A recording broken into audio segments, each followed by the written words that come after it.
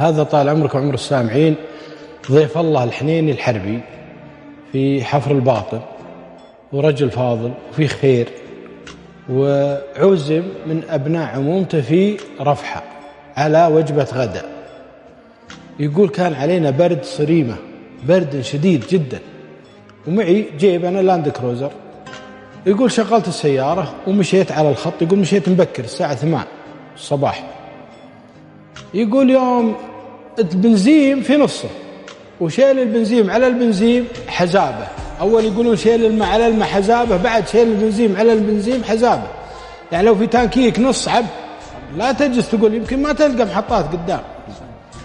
فيقول في نصه أعبي. يقول كل ما مرت محطة اللي بعدها، يقول قمت أسوف يعني.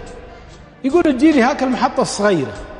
قلت تدري أبى أوقف فيها وخاف ما بعدها محطاتها. يقول يوم وقفت المحطة وافتح التانكي ونادي العامل قلت له حب فل كان. قال حط هذا. وأنا نزلت البقالة باخذ لي شيء يعني أشربه ولا أكل ماء.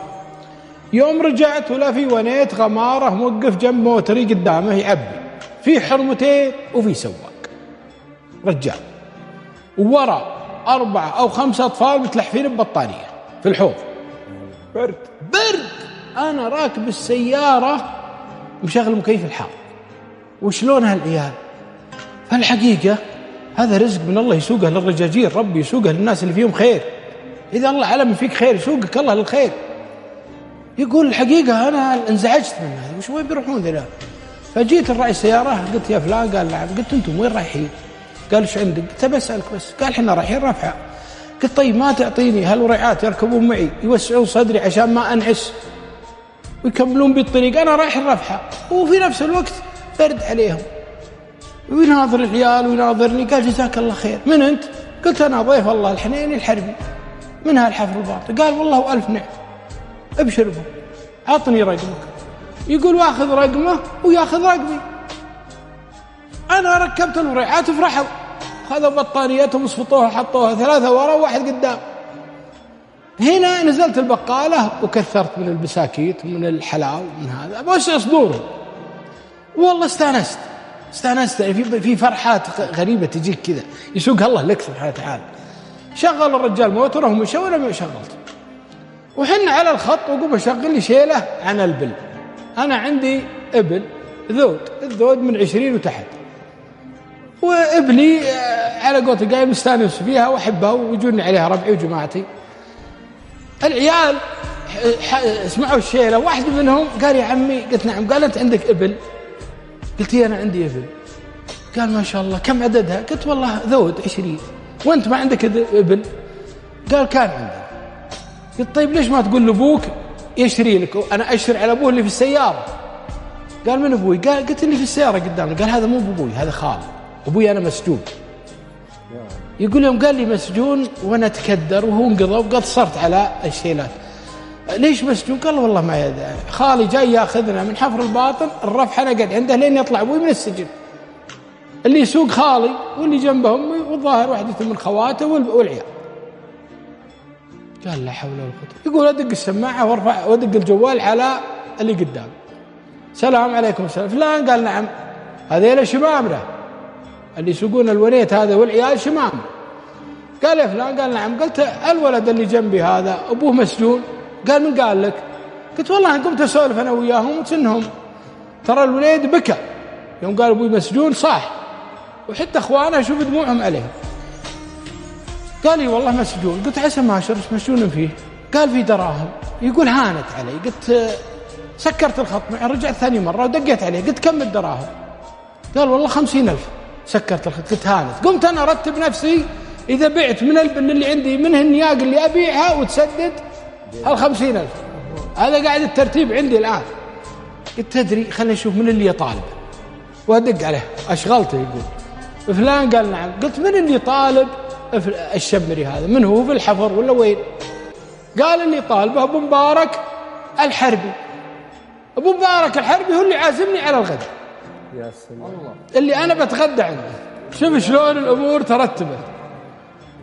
يا صاحي. قال لي والله أبو مبارك الحربي. يقول قلت خير هانت. أنا الحين فرحت. وادق على معزبي، سلام عليكم السلام، ابو مبارك؟ قال نعم. قلت كيف الحال؟ قال عساك قريب نوسع الصدر وياك. قلت انا ان شاء الله جايك في الطريق، بس بسالك انتم طالبون فلان الشمري 50,000 ريال؟ قال والله يا فلان مو بنا، ولدي اللي طالبه ب50,000. قلت من هو ولدك؟ قال مبارك. قلت خلاص انا اعرف مبارك. يقول ادق على مبارك. مبارك يا هلا ومرحبا عمي عساك قريب. قلت لا والله جايك في الطريق. قلت انت الطالب فلان الشمري 50,000 ريال؟ قال لي انا مسلفه 50,000 ريال ولا سددها، وامطل علي ورحت وقدمت عليه وسجنت وحقي.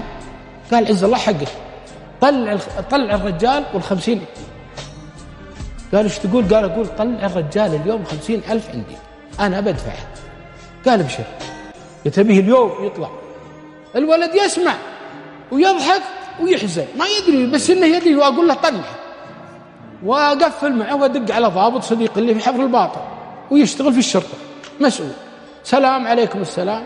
قلت الرجال هذا مسجون عندكم في 50,000 ريال ومدري. قام دق الجهاز قال نعم، هذا يطالبه فلان مبارك الحربي. قال بيجيك مبارك الحربي وبيتنازل، بيوقع لك على التنازل. ابي الرجال يطلع اليوم. قال رجال يبشر بساعتك، النظام هذا ما يحتاج انه انا مبارك فزعته على طول. يوم خذنا ابو ساعتين ابو ساعه ونص انا في الطريق كل هالكلام، ولا الرجال يكلمني قال ترى الرجال اطلقنا سراح. قلت هو عندك؟ قال ايه. ويرد علي الشمري الحمد لله على سلامتك. قال الله يجزاك خير، من معي؟ قلت معك فلان الشمري. شلون عرفت سالفتي؟ قلت عيالك معي في السياره. قال ايش جابهم؟ قلت اعلمك بعدين، بس احنا متوجهين رفحه ورايحين البيت انسابك. الله يجزاك خير، الله يبيض وجهك. هنا الحقيقه الوليد فرح وقام يبكي من الفرح. قال عمي. قلت نعم. قال ما تعطيني اكلم امي ابشرها؟ الله. يقول وانا ادق على خاله. قلت يا فلان؟ قال نعم. قلت الولد اللي عندي بيكلمك. خالي عطني امي. ما كلم خاله، قال عطني امي. قال هلا يا وليد ايش تبي؟ قال ابشر ابوي طلع من السجن. قالت ايش تقول؟ قال ابوي طلع من السجن. قالت من اللي طلع؟ قال الرجال اللي ركبنا معه. قالت صادق؟ قال نعم. ويسحب التلفون الخاطر. نعم يا اخوي. قال الرجال ترى طلع من السجن والحمد لله، دقوا عليه وبشركم انه ان شاء الله بتشوفونه اليوم. انت من وين نزلت؟ قال الله اللي انتم اللي من وين جيتوني، انتم الرزق مو بنا. يا ابن الحلال الله يجزاك خير، الله يبيض وجهك. قال الحمد والشكر لله اللي الله خصني اني اكون اطلاق سراح الرجال وابوها العيين على يدي. يقوله انت يا ضيف الله، يقولوا نجي عند ابو مبارك والعيال معي وننصب بيت مبارك ويطلع لي يستقبلني. قلت يا ابو مبارك ترى الرجال اللي اطلقته صراحه هذه العيال، هذا هم. والله ويفرح ويحبب العيال ويعطيهم شرها انت الشاي، ويتنازلون عن 20,000 ريال وسدد لهم 30,000 ريال. والشمري ما قصر، سدد لي 30,000 ريال. الله كريم، الله عظيم، الله سبحانه وتعالى عالم. يترك محطات حفر الباطن كلها الفخمة الكبيرة ويجي عندها الصنادق ويوقف ويعبي بنزين علشان هالعيال يوقفون جنبه ويشوفهم بالبطانيات ويركبهم جنبه ويشغل الشيلة ويسمعون الإبل ويتكلمون عن الرجال عن قصتهم. من اللي السيناريو العظيم الكريم هذا؟ من اللي أحدثه؟ من اللي جابه؟ من اللي سبحانه وتعالى أبدع؟ مثل ما أبدع في الخلق أبدع في إن حنا نتقابل بأسباب لا يدري أنت الحربي والشمري ما يدري، وأبو مبارك هو ولده لهم حق ولا يدرون. تجمعت الأمور والأسباب وتهيأت لمثل هذا الرجل أنه يطلق هذا.